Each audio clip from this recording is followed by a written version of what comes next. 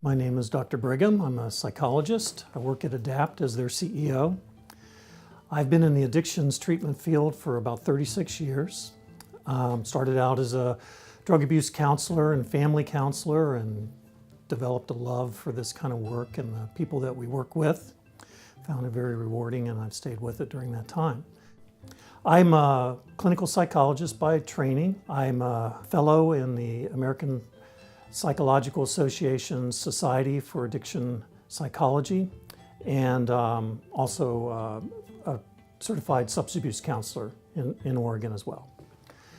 So we've been trying to expand the access to medication-assisted treatment for opioid use disorder in Oregon and specifically in Coos County for several years now. We've been collaborating with the community and with Advanced Health on a number of initiatives to reduce the negative impacts of opiates in our community.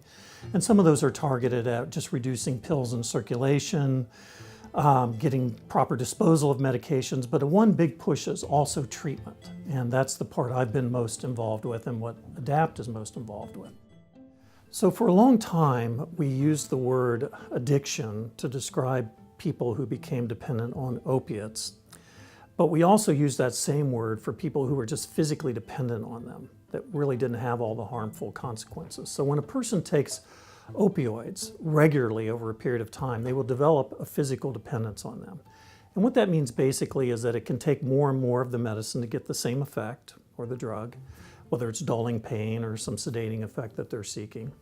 And also when they stop using it, they'll have a negative reaction, a consequence. We call it withdrawal, so they'll have specific symptoms. And in the case of opiates, those withdrawal symptoms can be quieted by just taking an opiate. So people get caught in this cycle where they're unable to interrupt the use of the opioid just because of the physical dependence. Stopping it makes them sick, taking it makes them feel better on a temporary basis.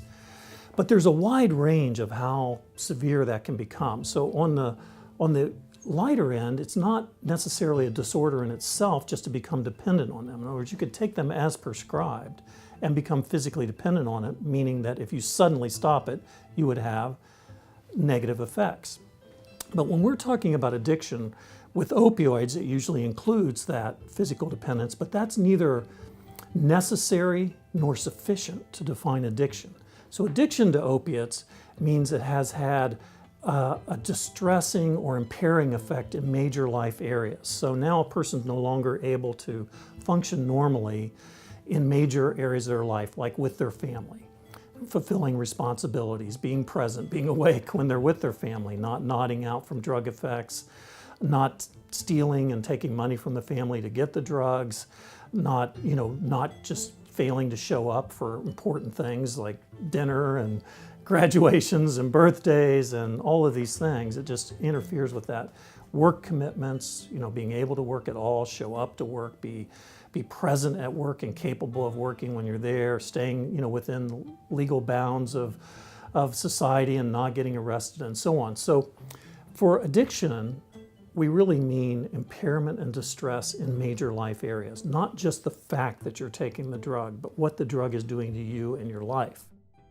And we have in Oregon one of the highest rates of non-medical use of prescription opioids of any state in the country. We also have problems with heroin and other illicit opioids, not just prescription opioids. So we have the problem here. It's a fairly lethal problem, or can be. So for example, the number of deaths from opioid overdose surpassed the number of deaths from automobile accidents in young adults. Normally, automobile accidents is the leading cause of death in that age group, but for several years now, it has been opioids. So this is a concern of both. It's a problem we're both great concern about it because of the damage it does in a person's life, but also the acute problem that it can end a life suddenly and tragically. So medication-assisted treatment can protect people from those harmful outcomes.